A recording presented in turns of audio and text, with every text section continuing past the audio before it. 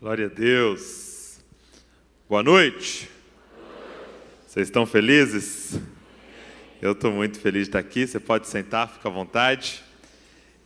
Queria agradecer ao apóstolo, a apóstola por esse convite. Mais uma vez estar aqui, para mim é uma honra muito grande estar aqui nessa casa. Eu vim no Congresso da Família, né? Já faz uns 2, 3 anos já, né? Mas é sempre bom poder retornar. Eu estava falando pro pessoal ali que eu dei uma enferrujada, porque fiquei 2 anos sem sair de casa, sem sair ali de Bragança. Fui algumas vezes em alguns lugares, mas servindo a igreja local, servindo a nação, mas através do nosso trabalho online, e tem sido muito bom poder participar daquilo que Deus está fazendo. Tem sido muito bom ter o caráter de Cristo sendo formado em nós, em meio a tribulações, em meio às dores, em meio a tudo isso.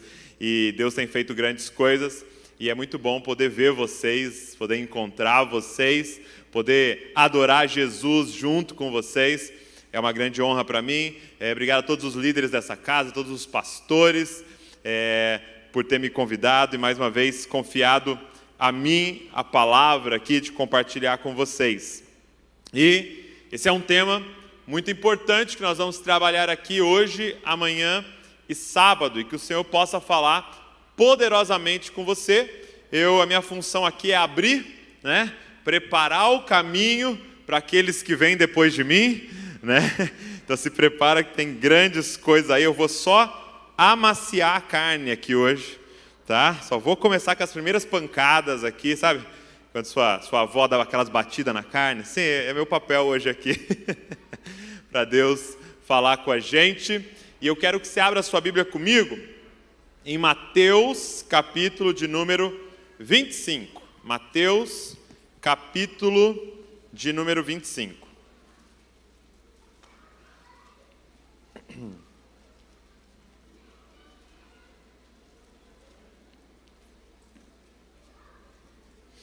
Mateus 25, primeiro livro do Novo Testamento. Abre aí. Mateus, capítulo de número 25. Quero ler uma parábola com você, ok? Parábola são histórias que um mestre, um professor, um rabino usava para ensinar lições, né? E essa é uma parábola que o mestre Jesus, ele conta para ensinar uma lição, ok? Diz assim: então o reino dos céus será semelhante a 10 virgens que, tomando as suas lâmpadas, saíram ao encontro do esposo. E 5 delas eram prudentes e 5 loucas.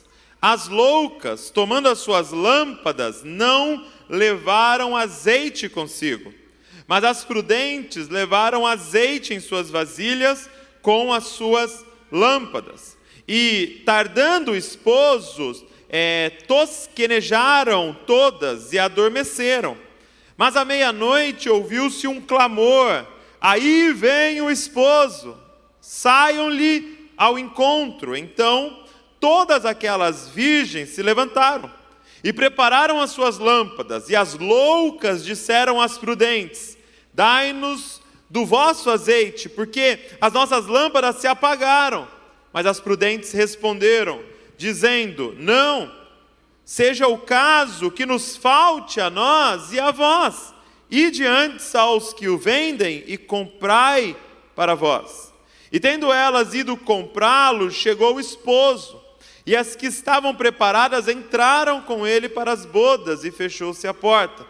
E depois chegaram também as outras virgens, dizendo: Senhor, Senhor, abre-nos. E ele, respondendo, disse: em verdade vos digo que não vos conheço. Vigiai, pois, porque não sabei o dia nem a hora em que o Filho do Homem há de vir. Feche seus olhos. Pai, estamos diante das Escrituras Sagradas, estamos diante da palavra revelada do Senhor, estamos diante da verdade. Senhor, nós queremos pedir que o Senhor fale com a gente aqui, Pai. Nós queremos muito ouvir Tua voz. Nós queremos muito ser ministrados pelo Senhor e nós precisamos desesperadamente do Senhor, Pai. Nós somos aqui como ramos, conectados a uma videira, Pai, e sem Ti nada podemos fazer. Então flui, Senhor, que flua a vida da Tua palavra para nós hoje aqui, Pai. Espírito Santo, tens liberdade nesse lugar. Eu te peço que de nenhuma forma eu atrapalhe o que o Senhor quer fazer aqui nessa noite, nesses dias, Pai. Fala com a gente, em nome de Jesus. Amém e amém. Essa parábola, ela está dentro de um contexto, né? Jesus, em Mateus capítulo de número 24, ele prega, né? Expõe o que a gente chama de um sermão escatológico. Então, ele está falando sobre a segunda vinda.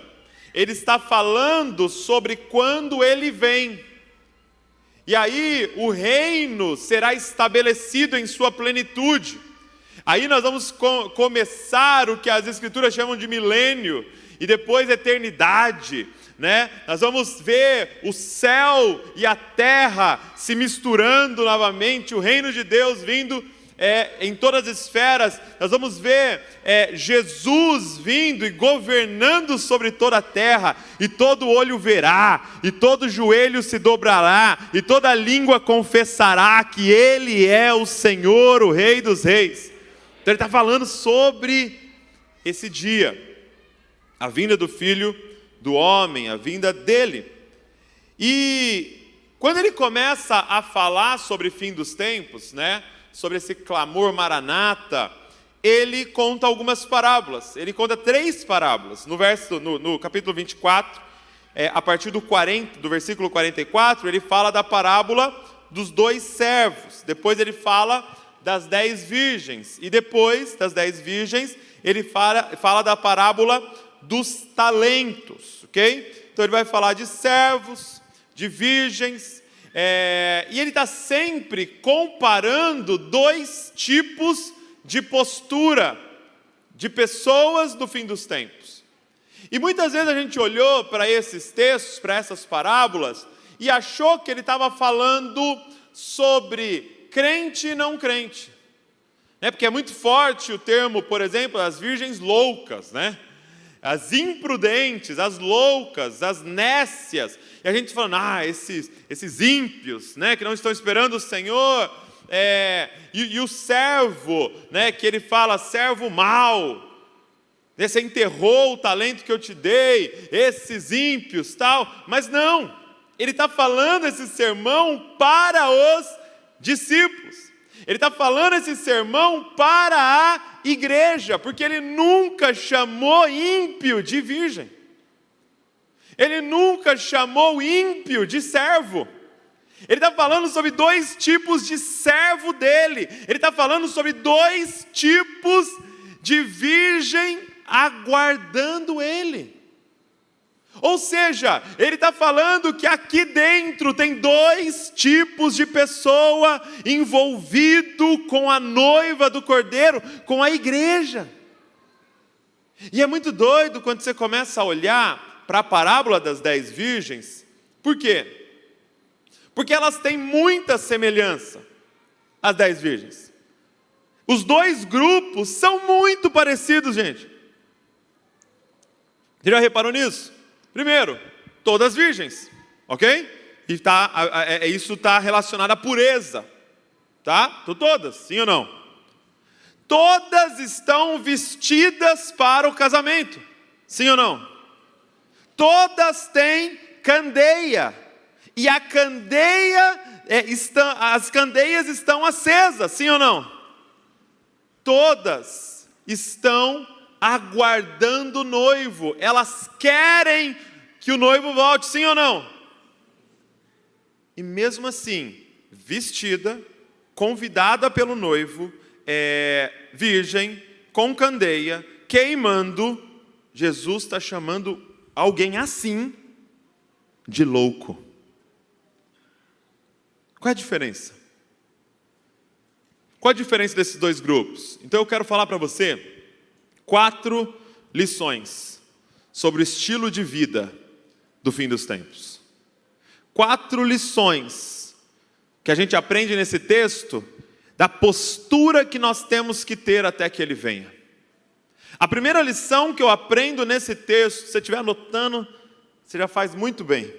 Primeira lição é essa: o estilo de vida do fim dos tempos não é sobre começar queimando, mas é sobre terminar queimando. De novo. O estilo de vida do fim dos tempos não é sobre quem vai começar queimando. As 10 começaram queimando. É quem é que vai queimar até o fim, até que ele venha. O que eu quero dizer com isso? O estilo de vida do fim dos tempos não é sobre intensidade, mas é sobre uma intensidade constante. Se você olha, todas eram intensas. Se você olha, todas tinham fogo. Sim ou não? Todas tinham luz. Todas estavam, não vejo a hora que o noivo volte. Não era alguém que estava assim, não me importa que ele volte ou não, nem fui convidada, não estou nem com a roupa, eu estou fazendo outra coisa. Estavam todas lá, estavam todas na conferência das virgens. Se inscreveram. Todas elas tinham candeia. Estavam todas lá queimando. Ei, mas o desafio não é começar queimando. O desafio é terminar queimando. Gente, Deus está nos chamando à constância. Deus está nos chamando, sim, à intensidade. Eu não estou abrindo mão da intensidade, não estou falando para você viver uma mornidão, eu estou falando sobre intensidade constante. Sabe, é muito louco, porque muitas vezes quando eu vou pregar em algum lugar, eu volto para casa e alguém, pode ser minha esposa, pode ser um amigo que sabe que eu vim pregar, me aborda e fala: e aí? Como é que foi lá? Né? Como é que foi a conferência? Como é que foi o culto? Como é que foi a pregação? Foi bom? E é lógico que eu sempre falo: foi legal, foi bom, foi muito bom, maravilhoso, tal. Mas a verdade é que eu não sei. Porque só vai dar para saber daqui a uns 20 anos se foi bom o que aconteceu aqui hoje. Porque não é sobre começar a queimar. É sobre quem é que vai queimar até o fim, até que ele venha. Por quê? Porque nas 3 parábolas, gente, estava dizendo, o servo tinha um senhor, e esse senhor foi viajar, e ele não sabia quando o senhor ia voltar. Ele foi pego de surpresa quando o senhor voltou. Aí as virgens estavam aguardando o noivo, e elas não sabiam quando que o noivo ia chegar, e no coração delas ele tardou, ele demorou, porque elas não sabiam o dia nem a hora. Ei, Jesus falou, ninguém sabe o dia nem a hora. Por quê? Porque Ele não quer que você se prepare para um evento, Ele quer um estilo de vida. É a qualquer momento, não importa o dia nem a hora, porque o dia e a hora que Ele chegar, eu vou ser encontrado fazendo a mesma coisa, porque não estou me preparando para um evento, eu não estou usando roupa para um evento, essa é a minha roupa diária de santidade ao Senhor. Quem está entendendo o que eu estou falando? Eu vi alguém contando que os fiscais avisavam o dia que iam dar uma verificada no orfanato. O que eles faziam no dia que o fiscal ia? Deixava as crianças um brinco. Tudo cheirosa. Tudo com roupa legal. Tudo limpo. Tudo organizado. Se eu te aviso o dia que eu venho, você se prepara para um evento. Mas se você não sabe o dia em que Ele vai aparecer, você precisa entrar num estilo de vida. É diário, é todo dia. Pode vir agora, Senhor. Pode vir amanhã, Senhor. Ou pode vir daqui a 10 anos. Nós vamos ser achados na mesma posição, queimando de amor por Ti. Sabe, é muito doido porque hoje eu estou aqui ministrando para você. Mas, por exemplo, o Dizascope tem 10 anos. Gente, eu estou há 10 anos falando a mesma coisa. Eu estou há 10 anos falando, ei, você precisa se parecer com Jesus. Ei, o que importa é parecer com Jesus. Ei, dá glória a Deus até por uma pandemia. Por quê? Porque essa pandemia está produzindo Cristo em nós. E eu estou há 10 anos falando a mesma coisa. Não é sobre algo, não é sobre um projeto, não é sobre algo bombar, não é sobre fazer um vídeo que viraliza, é sobre ser encontrado fiel diante do Senhor. É uma maratona, gente.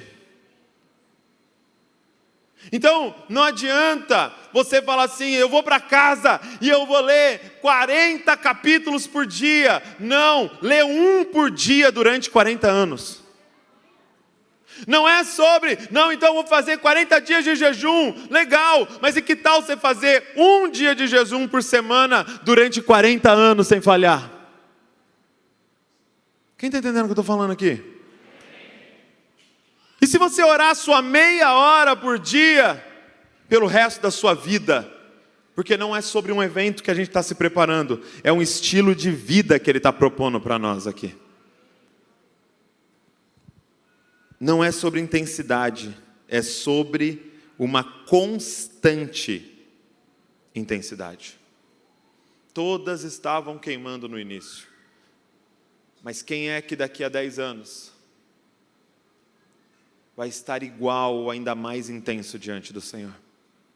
Sabe, é muito legal porque agora, com 10 anos de Dizascope, eu tenho podido voltar em lugares e ver as pessoas com o mesmo empenho, com a mesma dedicação diante do Senhor, o seu serviço ministerial. Isso é muito inspirador. E que você possa ser encontrado daqui a 10 anos e a gente poder falar, deu certo aquela conferência. Porque nós vamos fazer isso aqui até que Ele venha. Até que Ele venha. Senhor, se for no mês que vem, se for daqui a 10 anos, ou se for na próxima geração, nós vamos treinar os nossos filhos para fazer a mesma coisa até que Ele venha. Amém? Segunda lição que eu aprendo aqui. Segunda lição que eu aprendo com essa parábola sobre os fins dos tempos é que não adianta andar com pessoas cheias de óleo. Óleo não se empresta. Olha para quem está do seu lado aí. Vê se é cheio de óleo. Vê se a testa está meio brilhando assim. Tem irmão que é cheio de óleo, né?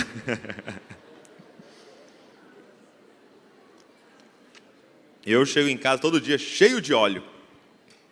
Dá para fritar um bife.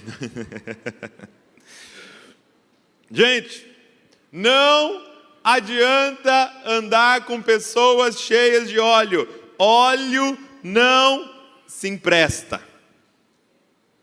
Elas chegam e falam para as prudentes. Eram amigas das prudentes. Eram amigas das que queimam até o fim. Andavam tudo junto, estavam na mesma célula. Estavam no mesmo grupo, estavam na mesma rede. Sentavam do ladinho, dormiram junto ali. Estava tudo no acampamento. Ixi, o grupo que eu ando, pensa um grupo que queima. Meu Deus, é um grupo maravilhoso. Tá, e você? Gente, você não tem como emprestar do meu óleo. Não tem como eu compartilhar com você a minha história com Jesus. Não tem como eu compartilhar com você a minha intimidade com Deus. Não tem como eu pegar e falar, e isso é muito doido, porque muita gente vem no final do culto pedir, ora por mim, passa isso para mim. Eu posso te inspirar a querer mais, eu posso te inspirar a buscar mais, mas comprar é com você. Olha o que elas dizem, vai comprar, porque custa. Ei, custa. E sabe o que é doido? É que candeia também não garante óleo. O que é a candeia, gente? O que é a lamparina? Até eles trouxeram aqui, né? Uma lamparina. É uma estrutura que te capacita para queimar. O que é candeia? Essa igreja é uma candeia. Você tem estrutura para queimar. O que é candeia? Ter liderança. Você tem estrutura para queimar. O que é candeia? Esse monte de curso que tem disponível para você. Bíblia em todas as versões. O tanto de livro que a gente fala para vocês. O que é candeia? Você tem estrutura preparada para queimar. Mas com toda a estrutura tem um monte de gente louca. Quem está entendendo o que eu estou falando aqui? Pô, eu faço parte de uma candeia, meu. Top. De ouro. Mas tem óleo. Porque o que adianta? A gente está numa neura. A gente está numa pira. De querer ir para a melhor igreja. De querer, você viu que abriu uma igreja não sei das quantas? Você viu que o fulano de tal está plantando uma igreja não sei das quantas em tal cidade? É pertinho, assim, 60 quilômetros da minha casa, acho que dá para eu ir. Entendeu? Porque lá, pensa numa candeia. Tá, e daí? E o seu óleo? Por quê? Porque uma Ferrari sem gasolina é mais lenta do que um Fusca com gasolina. Vocês não estão entendendo o que eu estou falando. Você está falando para mim, eu tenho uma Ferrari. Que legal. E você anda a pé.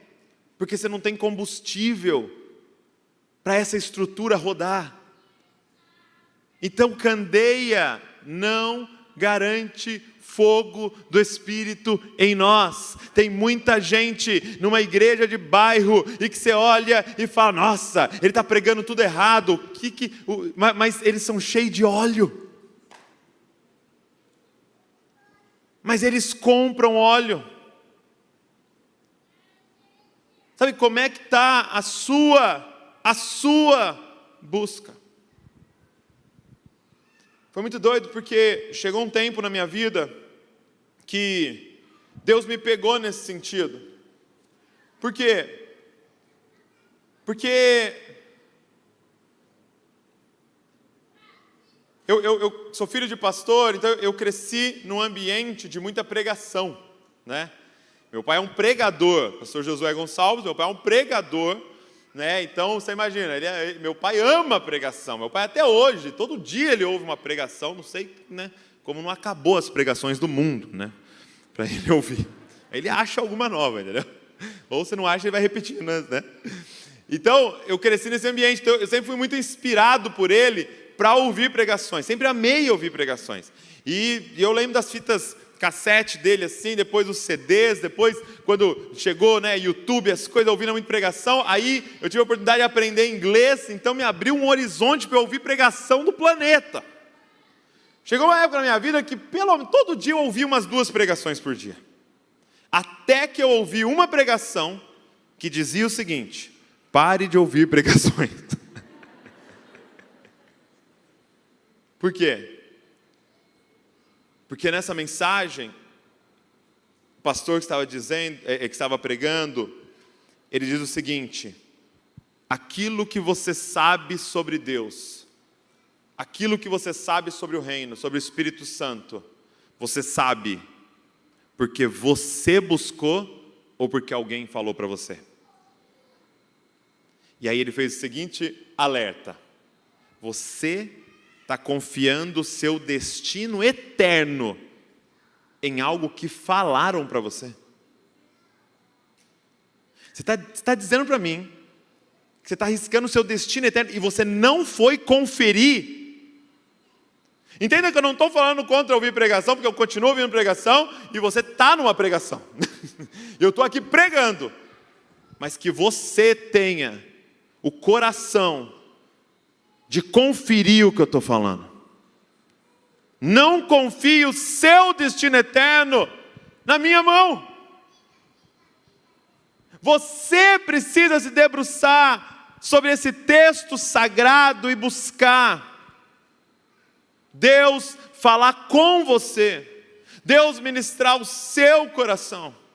O autor de Hebreus, ele diz o seguinte: ei, eu queria dar comida sólida para vocês, mas vocês ainda estão no leitinho. E aí ele fala assim: era para vocês serem mestres, e vocês estão ainda no leitinho materno. Aí a gente sempre olhou, né? Comida sólida e leitinho. Qual é a diferença de comida sólida e leitinho, gente? Eu pensava que a diferença é a seguinte: comida sólida é aquela pregação profunda, sabe? Quando vem aquele pastor, fala uns negócios assim que você nunca viu, no grego, no hebraico, assim, e uns textos que ele inventou assim, que você nunca viu, você leu e nunca viu aquele negócio, aí você fala: meu Deus, foi uma feijoada hoje aqui. Você até posta lá: meu Deus, que banquete, comida sólida. Mas aí eu estou lá na célula, né? O líder da célula fala: hoje nós vamos falar de João 3,16, Jesus te ama, entendeu? Morreu por você, para você ter uma vida abençoada, amém? Aí você fala: foi legal, mas foi mais um leitinho, né? Um devocional ali assim, um leitinho. Não é isso, gente. Isso não é comida sólida e leite. Qual é a diferença de comida sólida para leite? Não é a profundidade da revelação. A diferença de comida sólida para leitinho é quem teve o trabalho de processar o alimento. O que é leite ali em Hebreus? É referência a leite materno. Leite materno é o seguinte: é alguém, a mãe, teve o trabalho de produzir aquele alimento e só jogou na boca do nenezão. E qual é o trabalho do nenezão? Só engolir. Ele não tem trabalho nenhum. O que é comida sólida? É aquilo que você caçou, que você preparou, que você mastigou e que você tem que digerir. O que nos faz nos tornar cristãos maduros? O que eu quero dizer para você é que toda pregação que você ouviu na sua vida é leitinho. E todos os dias que você acordou uma hora mais cedo, foi para o seu quarto no secreto, abriu a sua Bíblia sozinho e começou a caçar ali, é comida sólida. Porque você caçou, você preparou, você está mastigando aquele versículo, você está digerindo aquilo ali, e é isso que faz da gente um cristão maduro. Não existe cristão maduro ouvidor de pregações. Existem cristãos maduros que decidiram comprar óleo. Não adianta andar com pessoas cheias de óleo. Óleo não se empresta. Intimidade não se empresta. Não tem como eu passar isso para você. De novo, posso te instruir, posso te inspirar, posso te dar o caminho para isso, mas entrar no quarto e ter relacionamento com o Pai é com você. É o que você vai sair daqui e fazer, cara. Não tem como passar para você. Terceira lição que eu aprendo.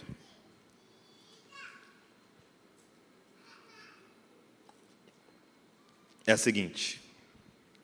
Eu quero te dar agora a palavra-chave para ter óleo. Está preparado? Vocês estão felizes ainda, gente? Então fala alguma coisa aí. Eu vou falar para você agora. Se você estiver anotando, anota aí a palavra-chave para ter óleo. Ok? Então se você entendeu o último ponto, você precisa acumular óleo. Não adianta andar com quem tem óleo. Não adianta ter candeia top igual essa aqui que vocês têm. Você tem que ter óleo. Então eu vou te dar o caminho, a palavra-chave para ter óleo. Vamos lá. Então está aqui, ó. vamos aprender com as prudentes, né? Como é que tem óleo? Verso 8: e as loucas disseram às prudentes: dai-nos do vosso azeite, porque as nossas lâmpadas se apagaram. Mas as prudentes responderam dizendo: não. Qual é a palavra-chave para ter óleo? Fala comigo assim: não. Mais alto: não. Por detrás da máscara agora, vai: não. Você quer óleo? Aprenda uma... Não fala não, né?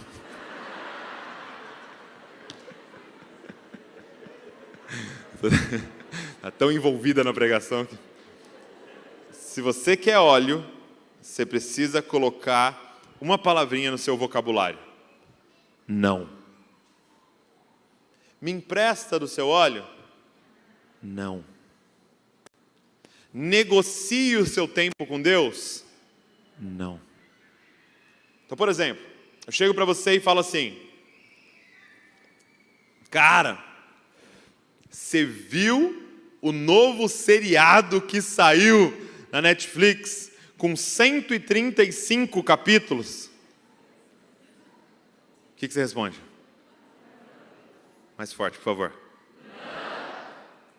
Você baixou um novo joguinho, cara. Irmão, que joguinho viciante. Quando eu vi era 6 da manhã, eu estava jogando. Você responde o quê? Você entende que não é sobre é pecado ou não? Então não adianta ficar mandando pergunta para o André Valadão. Vocês não são crente não, uai. Não é sobre, pastor, ver tal seriado é pecado, pastor, jogar tal joguinho é pecado, pastor, Pokémon não sei das quantas é pecado, pastor, o TikTok... Você está entendendo que a estratégia do diabo não é somente fazer você ver algo que é pecaminoso? É claro que tem coisas assim, mas é você negociar o seu tempo. O que ele quer de nós, gente? O nosso tempo. O que você precisa entender é que qual é a diferença desses dois grupos? Não é aqui a diferença. Está todo mundo aqui, está todo mundo aceso, está todo mundo queimando. A diferença é o que foi feito antes daqui. Tem um grupo que acumulou óleo, tem um grupo que gastou tempo com outra coisa. Na parábola seguinte, o Senhor, a parábola que Jesus conta, é um Senhor que distribuiu talentos. Para um ele deu 10 talentos. Talentos é dinheiro, tá, gente? Não é habilidades. Para um ele deu 10 talentos, para outro ele deu 5 talentos, para outro ele deu 1 talento. Ok? Então 10, 5, 1. O de 10, o Senhor viajou e ele ia voltar e prestar contas. O de 10, o que ele fez? Trabalhou, multiplicou os talentos. O Senhor voltou, ele tinha dobrado os talentos. O de 5, o que ele fez? Trabalhou, dobrou os talentos. O Senhor tinha voltado, o que ele fez? Deu todos os talentos ao Senhor. E o de 1, o que ele fez? Enterrou o talento. Deixou ali seguro, num lugar que ninguém ia saber, para não perder, né? E aí ele foi, e o Senhor voltou, ele desenterrou, todo feliz, não perdi, e devolveu. E aí o Senhor fala: servo mau. E o Senhor pune aquele servo. Você entende que a questão da parábola não é o fato de não ter habilidade para multiplicar. Você entende que o ponto da parábola é: se você não está gastando tempo multiplicando a riqueza de Deus, você está gastando tempo construindo o império de alguém. E é o seu. Se você não está gastando tempo para o Senhor, você está gastando tempo para alguém. E ei, não me verbaliza quem é o seu Deus, me mostra a sua agenda que a gente vai falar quem é o seu Deus. Não é sobre o que você canta aqui, é sobre o que você programou para fazer amanhã, que vai revelar quem é o nosso Deus. Gente, se você quer ter óleo, você vai ter que aprender uma coisa: é a proteger o seu lugar secreto, a proteger a sua vida vertical com Deus, a proteger o seu sacerdócio, a proteger o seu tempo devocional, a proteger seu tempo a sós com o Senhor. Você vai ter que aprender. Quando que você vai começar a falar não? Para pessoas, para propostas.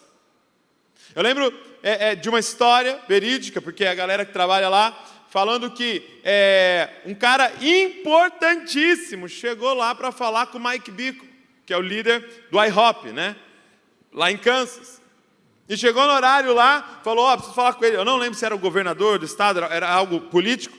Chegou, falou, não, fala para ele que está aqui, né? Eu estou aqui, o fulano de tal está aqui, preciso falar com ele e tal. Aí a secretária, ele não vai poder atender. Mas o que ele está fazendo que ele não pode atender? Poxa, ele não pode, está no tempo dele de oração. Mas fala para ele de novo, que é o fulano de tal, que está aqui. Tá. Aí você falou, você não entendeu? Ele está com Deus. Quem é o fulano de tal? Que eu vou pôr na frente da agenda de Deus.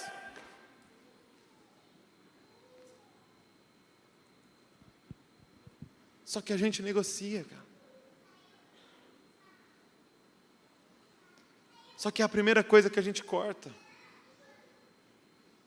Qualquer oportunidade que aparece é o que a gente abre mão. A gente não consegue abrir mão do nosso sono, a gente não consegue abrir mão de nossos entretenimentos. Gente, se você quer ter óleo, você vai ter que aprender a falar não. Fala comigo, não. De novo, não. Começa a pensar aí no seu lugar agora, o que é que você tem que falar não? O que é que você precisa aprender a falar não? O que é que está roubando você? Que está assaltando você do que realmente importa?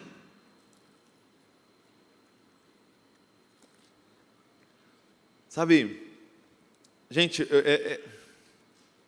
é muito preocupante o que está acontecendo com a nossa geração, e eu digo de jovens e adolescentes, é muito preocupante, por quê? Porque nós estamos nos tornando os especialistas da inutilidade, nós estamos nos tornando os melhores naquilo que é inútil. Quando chegar diante do Senhor, não importa o quanto você sabia de Minecraft, não importa o quanto você sabia da tecnologia tal, não importa quanto você sabia do seriado não sei das quantas, não importa o quanto você sabia, é inútil. Você está entendendo o que eu estou dizendo? Que você está gastando o seu tempo com algo inútil. Eu não estou dizendo a você, nunca jogue, nunca assista um filme, isso é muito legal, só que isso serve para entretenimento, para você parar, estou cansado, vou descansar minha mente, eu assisto meia hora, 1 hora, 2 horas o filminho e acabou, eu não vou pesquisar sobre qual é o bisavô do ator, não sei das quantas, e vou comprar uma camisa do fã-clube dele. Não! Não, gente, nós não podemos chegar diante do noivo e nós gastamos e perdemos a nossa vida com o que é inútil. Eu sei a escalação completa do time da 2ª divisão da Romênia. Eu sei quando não sei o quê. Para, em nome de Jesus, para com isso hoje. Por quê? Porque tudo que não tem utilidade para a eternidade é eternamente inútil.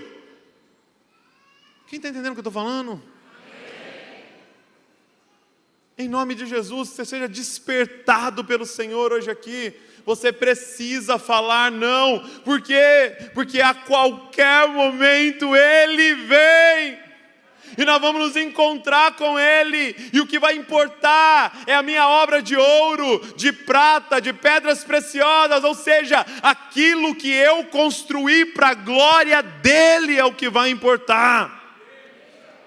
Cara, não perca o seu tempo, não perca o seu tempo tentando construir um império, não perca o seu tempo tentando comprar 1000 cabeças de gado e não sei o quê, e o melhor carro, e a melhor roupa, não perca o seu tempo, tudo isso vai ser inútil. Eu vi uma frase assim: não queira ser o homem mais rico do cemitério. Nossa, a minha lápide é a mais top de todas. Não queira ser o mais bem-sucedido do hospital, gente. No fim, o mendigo e o Bill Gates vai dar na mesma. Então gaste a sua vida pelo que realmente importa, para a glória de Deus e serviço do próximo, para amar a Deus acima de todas as coisas e o teu próximo como a ti mesmo, cara. Cara, mergulha na palavra de Deus, nas palavras eternas, as palavras dão vida eterna. Mas aprenda a falar não. E por último, a quarta coisa que eu quero te falar hoje aqui sobre o fim dos tempos é a seguinte. Olha só o que diz, verso de número 11. E depois chegaram também as outras virgens, as loucas, dizendo: Senhor, Senhor, abre-nos.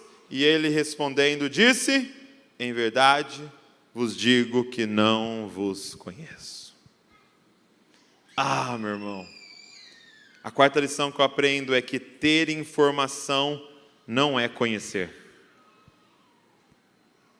Eu sei o nome dele, Senhor, Senhor, eu sei o nome dele Yeshua, eu sei o nome dele em grego, eu sei o nome dele em hebraico, eu sei o que o Calvino fala dele, o Armínio fala dele, eu sei o que os teólogos... Ter informação não é conhecer. Eu brinco que o líder do fã-clube do Neymar sabe mais sobre o Neymar do que os amigos do Neymar. Mas o líder do fã-clube do Neymar não entra na casa dele.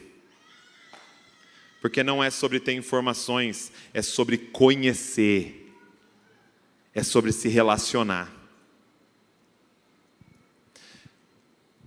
Por exemplo, pensa agora em qual mercado você costuma ir, ok? Vou perguntar para ela, como é que é o seu nome? Kelly, você lembra aí qual mercado você costuma ir? Você sabe o nome da rua no mercado? Não?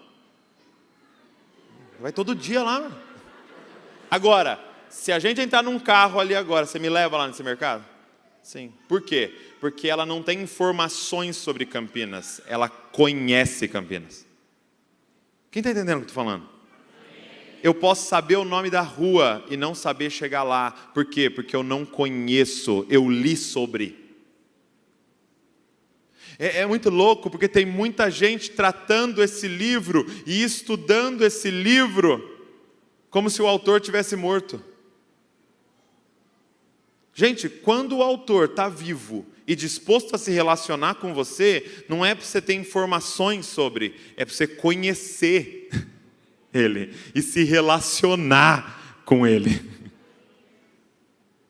Sabe, tem algo que tem me impactado muito nesses últimos tempos, que é o nível de intimidade que Deus quer com a gente. Qual é o nível de intimidade que Deus quer com a gente? Muitas vezes nós...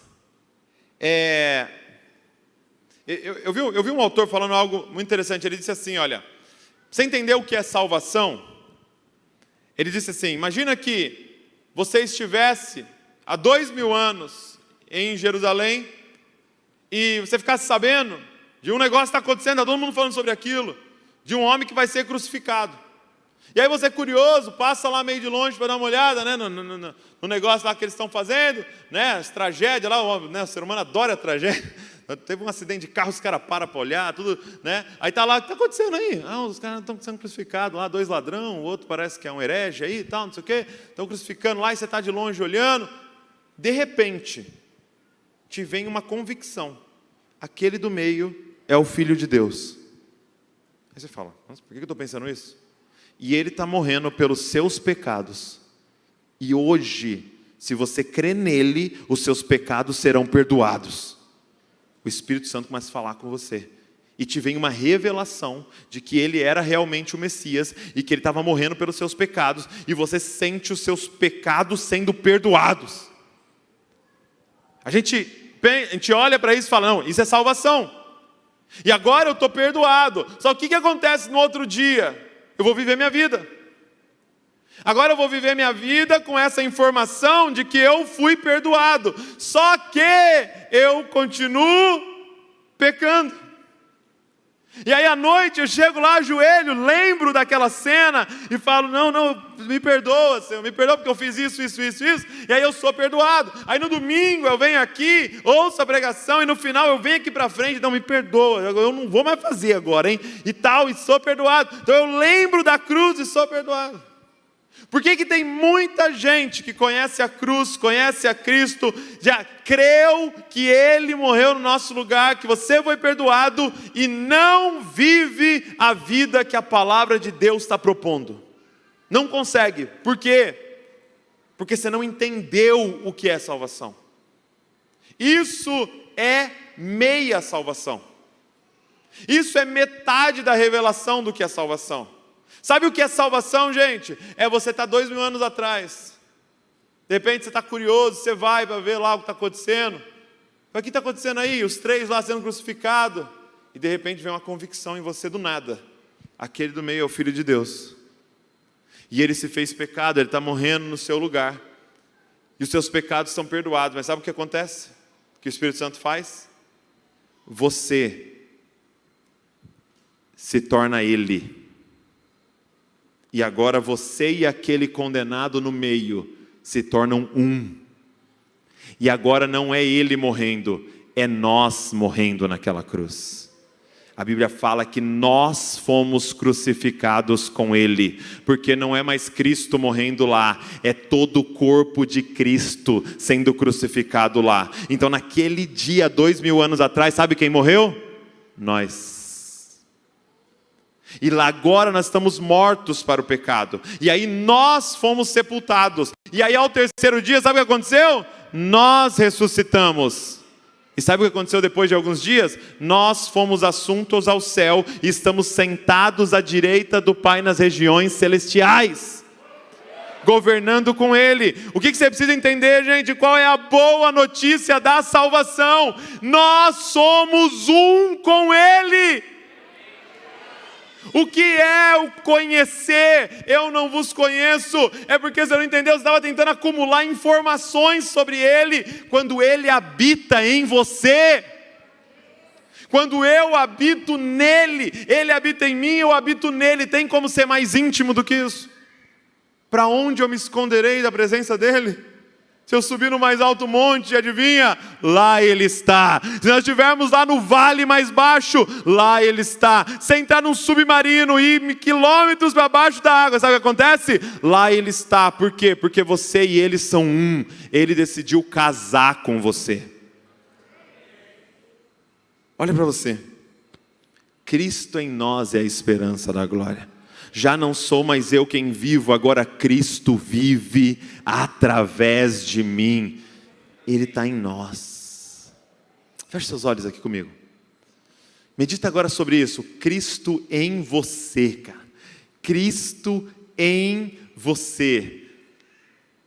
Senhor, começa a nos dar discernimento do Cristo em nós, no Espírito de Cristo que habita em nós. Senhor, nós queremos ir para um novo nível de conhecimento. Nós queremos ir para um novo nível de intimidade, que vai muito além de entender. Nós queremos ser um contigo, Senhor. Pai, está aqui os braços. Esses braços agora são teus braços, Senhor. Aqui a minha boca. Essa boca agora é a tua boca. Eu não falo mais o que o Douglas quer falar, mas o Cristo em mim quer falar.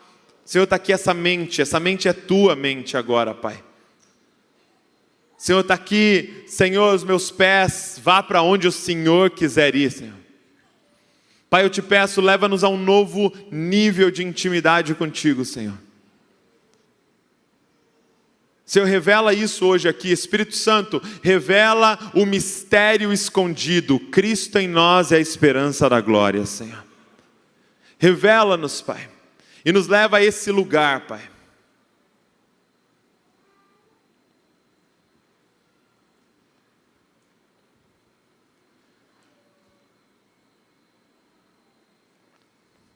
Você entende que quando você começa a viver isso, não tem mais sagrado e profano? Porque o que é sagrado? Sagrado é o que habita em você. Então não tem lugar sagrado e não tem lugar profano. Porque onde você pisar é um lugar sagrado. Porque o sagrado habita em você. Então quando você está trabalhando, o sagrado está trabalhando, aquela empresa virou sagrada e o seu trabalho, aquela planilha que você está fazendo é sagrada. Aquela unha que você está fazendo é sagrada, aquele cabelo que você está cortando é agora adoração ao Senhor e culto. Por quê? Porque Jesus está cortando um cabelo. Quem está entendendo o que eu estou falando aqui? Então, você tem que usar roupa sagrada. Não a roupa certa para vir para cá e roupa que dá para você usar em outro lugar. Não existe mais. Porque agora nós somos esse templo, essa catedral ambulante da presença dEle. Todo lugar é sagrado para nós agora. Porque eu sou habitação, nós somos um agora. E essa é a maior honra de todas. Isso supera tudo. Paulo vai falar assim, gente, deixa eu te mostrar os diplomas, meu. Olha meus diplomas, olha a faculdade que eu me formei, olha os cursos que eu fiz, olha com quem eu estudei, ó, aqui, né, e aí começou a dar os nomes da época, que nem a gente daria uns nomes de hoje, ó, fiz curso com fulano, sentei aos pés do ciclano, meu sobrenome sabe qual é? Tal, e ele foi dando, sabe o que ele falou no final? Considero tudo como esterco. Por quê? Porque quando eu descobri que eu sou um com Ele, eu não quero ser definido por mais nada. Tudo se tornou banal. Sobrenome, conta bancária. Eu sou um com o Criador do universo. Batista, assembleiano, presbiteriano. Tudo se tornou secundário, terciário, quartiário. Eu sou um com o Criador do universo. O Filho de Deus e eu somos um. Eu estou nele e ele está em mim. Ter informações não é conhecer. O Senhor quer nos levar a um novo nível de conhecimento para dizer, entra. Porque quem vai entrar na minha casa? Aqueles que me conhecem. Aqueles que têm intimidade comigo. Fica de pé no seu lugar. Eu termino dizendo algo para vocês muito interessante. Que algo que sempre me assustou nessa parábola é a seguinte. É que as 10 dormem. Já reparou nisso? Queria até pedir para a pessoa do teclado vir aqui, porque eu fico mais espiritual com o teclado no fundo. Sempre me assustou é falar, Senhor, eu quero ser a prudente, né? Eu quero ser a prudente. Quem aqui quer ser, né, parte das prudentes? Levanta a mão aí. Quem quer ser parte das virgens prudentes, queimar até o fim? Mas algo que me assusta é que todas dormem. Você já reparou? Louca dorme e prudente dorme. O noivo está ali demorando, e a com óleo e a sem óleo dormem. Todas estão dormindo quando ele chega. Todas estão, de uma certa forma, distraídos, apesar de ter aquelas que estão preparadas para aquilo. Está todo mundo dormindo. E eu olhando para isso, falando, Senhor, eu não sei se é querer demais, mas tem como eu não estar dormindo assim na hora? Agora eu quero que você repare uma coisa. É que apesar das 10 estarem dormindo, tem alguém acordado. A Bíblia diz assim: e tardando o esposo, todas adormeceram. Mas à meia-noite ouviu-se um clamor. Aí vem o noivo. Saiam ao seu encontro. Às 10 estava dormindo, mas tinha alguém acordado. E esse alguém que estava acordado era alguém que estava gritando: o noivo está chegando. O noivo está chegando. Acordem, o noivo está chegando. Quem é esse que está acordado? Ele não faz parte das virgens. Ele é alguém que escolheu ser um amigo do noivo. Era um cara que passou desse relacionamento aqui para esse aqui. E aí ele tá, a amizade dele com o noivo é tão grande que ele se tornou um proclamador da vinda do noivo. Tem pessoas aqui dentro que Deus quer levantar como amigos do noivo e que vão falar como João Batista: ah, como eu me alegro quando eu ouço a voz do noivo. Eu sou um amigo do noivo. Só estou preparando o caminho para ele. Aqueles que vão estar comprometidos em preparar a noiva, em gastar sua vida pela igreja. Além de ser igreja, gastar sua vida pela igreja. E toda vez que alguém adormecer perto de você, você dá um grito: acordem! Eis aí o noivo. Acordem! Está próxima a vinda dele. E sabe, talvez você possa pensar: Douglas, já faz 10 anos que eu ouço isso. Está 10 anos mais próxima a vinda dele hoje. Hoje está um dia mais próxima a vinda dele. E não pense apenas na vinda dele coletiva. Pense também na vinda dele de forma individual para você. Eu não sei o dia que eu vou me encontrar com ele. Pode ser hoje, pode ser amanhã, pode ser daqui a 50 anos.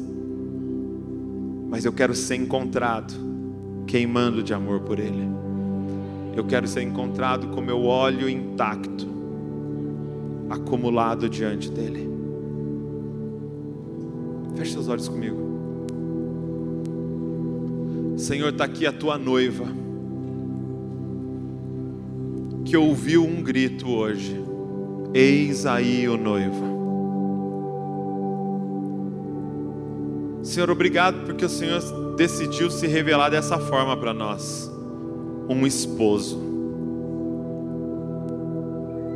E eu queria te pedir, Senhor, nos leva a esse relacionamento com o Senhor. Pai, se tem alguém aqui se relacionando como um escravo com um senhor apenas, se tem alguém aqui se relacionando como um funcionário com um patrão, leva-nos a esse nível, Pai, de uma esposa e um esposo, Senhor. Leva-nos a esse nível de uma noiva com seu noivo, Pai. Senhor, nós queremos ter olhos só para Ti, Senhor. E não porque o Senhor mandou, mas porque nós somos apaixonados. Não porque é uma lei e nós vamos para o inferno se nós não fizermos, não. Mas porque o amor por Ti nos consome completamente, Senhor. Pai, eu quero te pedir, leva-nos a um novo nível de intimidade com o Senhor, a um novo conhecimento. Senhor, leva-nos a um conhecimento que talvez a gente não vai nem conseguir expressar em palavras, Pai.